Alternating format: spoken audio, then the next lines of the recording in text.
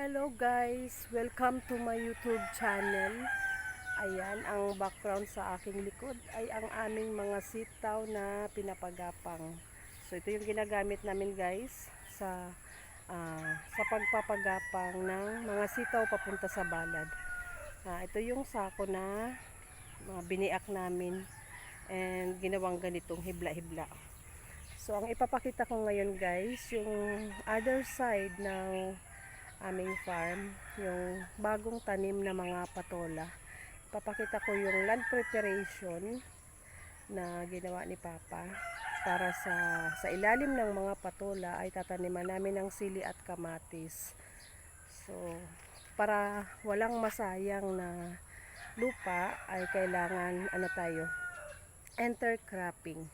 Kasi yung patola pag gumapang na isa taas naman, and maglalagay tayo ng malawak na balad, and yung sili at kamatis ay sa ilalim. So dito sa side na yung sikat ng araw ay doon natin itatanim ang kamatis, at doon sa gilid na medyo malilim ay siling haba or siling pangsigang. Kasi sa observation namin, mas gusto nila yung gusto ng sili na medyo may lilim siya. Mas matagal ang buhay kaysa sa direktang natatamaan ng araw. So start na ako guys dun sa land preparation hanggang sa maglagay ng balad. Ipapakita ko po sa inyo.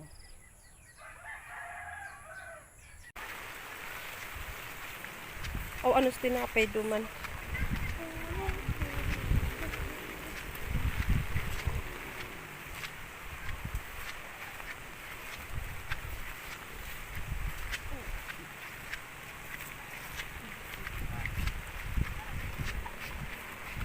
Allah, abot ang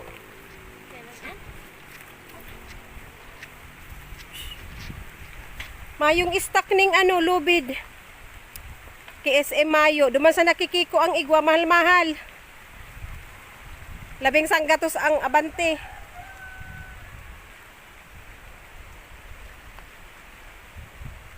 Ayan guys, hinahabol na mataniman na, inabot na ng ulan. Pagod na yan, maliligo pa. Ito na guys yung natapos ni Kuya, bukas ituloy namin yan. Ayan, ulan. Pati ako nagpaulan na rin.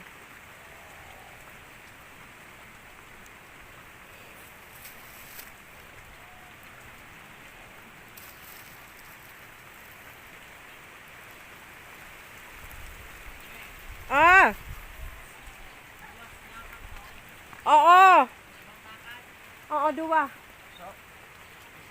Igwa pang straw. Nakabakal na ako. Yung number lang ang Mayo. Baka da Lunes. Kaya dahil nagbago ang presyo, 300 plus. Sa 400 plus. Kaya kay SM Mayo.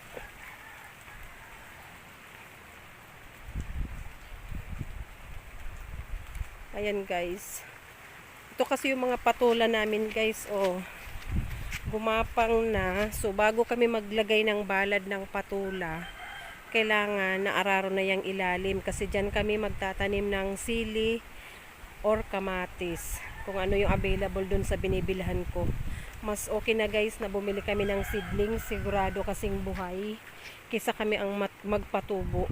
Ang hirap magpatubo guys, hindi 100% nabubuhay, sayang din, mahal din yung seeds. So bibili na lang ng seedlings para sigurado.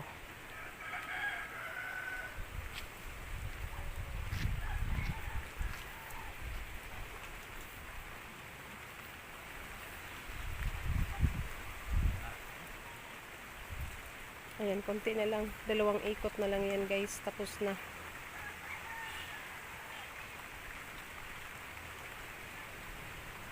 Babae pala yung kalabaw. Ayan, pag ganyan guys, nakabuntot yung mga pato, manok, kasi yung mga bulati, tinutuka nila. So ayan.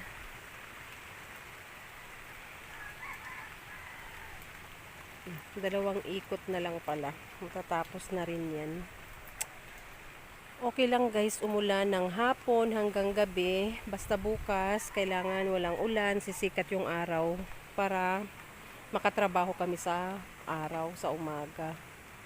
Yan, gigising na lang kami ng maaga. Ay nako, kinain, tinuka ng pato. Diba? Ayan, oh. Anong nagtukaig di pa? Pato manok? Ugbon? Ay.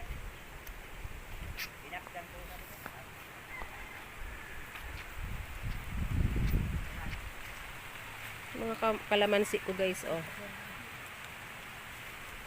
Namunga na, ang daming bunga, oh. Ang daming bunga ang kalamansi. Ayan guys.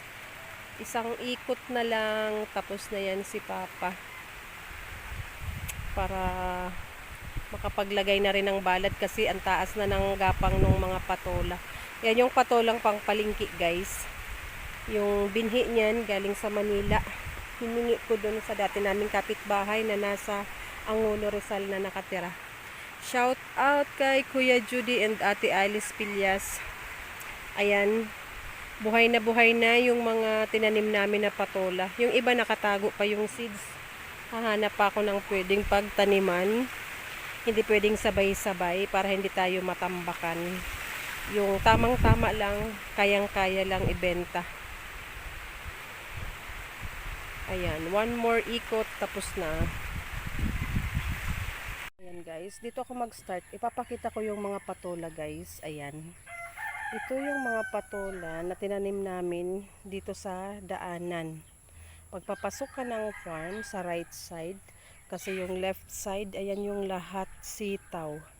So ito yung patola guys. Dito nag-start. Ayan, gumapang na sila. Kaya kailangan ng maglagay ng balad. So before maglagay ng balad, ayan, naararo na ni Papa yung pagtataniman ng kamatis at sili. So kailangan ko na rin bumili. Sana may budget pambili. Ayan, abang naghihintay tayo ng budget pangbili. So siyempre, trabahuin yung iba. Ayan yung mga patola guys. And hilig ko talaga guys magtanim ng malunggay. Kaya itong daanan namin ay puro malunggay. Kahit bihira kaming magluto o maggulay ng malunggay, ayan, masaya akong nakikita ang maraming dahon at matataba yung dahon. Ayan. Kung may hihingi, ayan, bibigyan natin guys. Pero ako ang kukuha kasi ayokong nababansot yung aking tanim. Mas magandang pinuputol kisa dinadahonan lang. Ayan guys, pataas na, paakyat na yung mga patola. Ito yung patola guys na pang palingki, mahaba. Hindi siya yung native na dati naming tanim na maiksi pero mabango. Ito, di ko pa na-try kung mabango din ito. Ayan guys, mataas na yung gapang, oh. And ito. Ayun guys, na isang piraso na yun. Hindi ko alam kung ano, naiiba kasi yung dahon, sigurado yun yung isang variety na native. So ito na guys, papakita ko na yung balad na nilagay ni Papa kahapon. Ayan, ganyan kalawak yung balad. Ito yung dating gapangan ng upo. So linipat na dito guys. Ayan, kailangan kasi malawak yung gapangan para marami ang ibubunga. Ayan. So, diba, ang haba. Itong side na to lahat yan. And itong bakante, kung saan, ano yung magandang pwedeng itanim dito. Kasi medyo lilim na din. Ayan yung mga kawain guys, pang balad din sa sitaw. Kaya nagbawas kami ng mga kahoy-kahoy dyan. Kasi masyado ng lilim. Ayan, meron pa naman kailangan putulin. Mapapakinabangan pa. Pag nagkulang yung aming balad, ayan, papaputol ko pa din yan. So, ito ang dalawang bago naming alagang aso. Ayan. Gustong gusto ko yan guys kasi malambing. Tsaka mukhang matapang din pag lumaki. Kumakahol. Ganyan sila kalambing, oh. Laging nakaano sa paa. So, ayan. Ayan ang kwento ng patola. Patola na magi-intercrop ng siling haba at kamatis. So hihintay lang ng puhunan. Ang dami pa kasing kailangang unahin dahil kailangan ko munang budgetan yung balad ng mga sitaw kasi kalahati pa lang ang nalalagyan ng balad.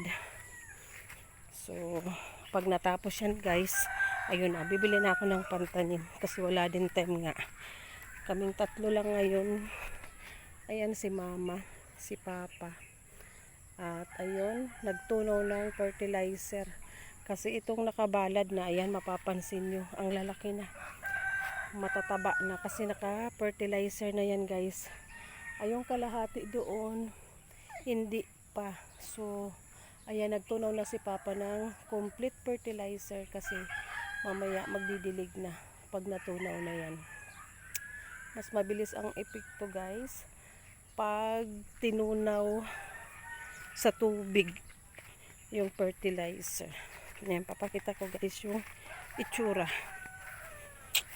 Ayan. Ayan guys, pangdilig dito. Ayan, ito yung mga hindi pa nalagyan ng complete fertilizer. Kaya siya tinutunaw para mabilis. Ayan. Hinihintay ko yung dalawa kong pamangkin. Kaso, mukhang hindi yata pupunta. So, itong dalawang aso na lang ang tutulong sa amin. Ito na lang. Ayan guys, tulungan ko muna si mama magtali nitong mga sitaw na napagapang na. So dudugtungan na yung tali para umabot sa taas. Ganito guys, ayan tapos na. Maghintay na lang na umakyat yung mga sitaw. Ito kailangan dugtungan. Meron pang 4 na line na kailangan dugtungan yung tali. Guys, ito yung ginagamit namin na straw. So, ayan guys, tulungan ko muna sila.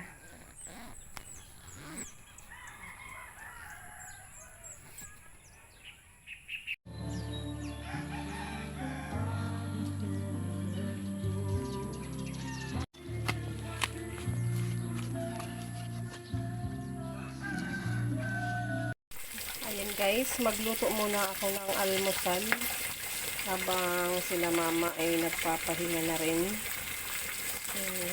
Ayan ang buhay dito sa farm guys. Yung pagluto ng almusal ay after ng trabaho kasi sa umaga naman ay umiinom na ng mainit na may tinapay. So ngayon, ito ang aking niluluto. Madalian. Pritong tilapia. Ayan, tigi-isa lang kami. 4 lang naman kami dito ngayon. Si mama, si papa at kami ni Mickey. Ayan, kumukulo na ang aking sinaing as usual. Ayan, 3 takal naman yan. Kasi merong aso at pusa. Ayan guys. Yung sikreto ng aming pagtatrabaho guys. Malakas lang yung music dito sa bahay. Para hindi maramdaman yung pagod. Lalo sa umaga, hindi pa naman mainit. So, ganun yung namin setup. Habang nagtatrabaho ay nakikinig ng music. At ayan, habang nagsasaing, nagpiprito na guys. Sabay-sabay na lang yan maluluto. Ayan. Babalik ko na tong cellphone doon guys malapit sa speaker kasi naka-bluetooth para mabilis mawala ang pagod habang nagduduyan si mama. Papahinga na. Hindi pa naman mainit kaya lang pagod na rin and kailangan muna namin mag-almusal. Isang line na lang ang aming papagapangin and mamaya pagkahapon lahat na kami tulong-tulong habang tinutunaw yung complete fertilizer na ididilig mamaya ng mga bata and papauwiin ko din ng maaga si kuya kasi nasa school pa. Papauwiin ko ng maaga para tulungan niya rin si papa sa pagpapatayo ng mga poste. So si mama tatapusin yung isang line, ako tutulong din. And ayan guys, babalikan ko kayo kung ano pa ang mga kaganapan namin dito sa bahay at sa farm. Ayan na guys, habang nagpiprito ako, gumawa na rin ako ng sausawan. Tuyo, kalamansi, with sibuyas and siling native na matatagpuan lang natin sa likod bahay. And ito guys, last salang na to. 4 na piraso lang naman ang piniprito ko. So last na yan and paluto na rin, kabila na lang. And ayan, kakain na kami guys. Yung kanin ay in na. And sana magustuhan nila yung sauce. Medyo maanghang, masarap kumain maanghang lalo na kakamay. So ayan guys, mag-prepare na ako. I-serve ko na yung kanin at ulam. Doon kami sa labas kakain guys. Kasi mas presko. And syempre ganahan kumain at mga pagod. Ayan, let's eat. Let's eat guys. Ayan na ang aming almusal. Bilhin mo ko niya yung puso na ta, masaya.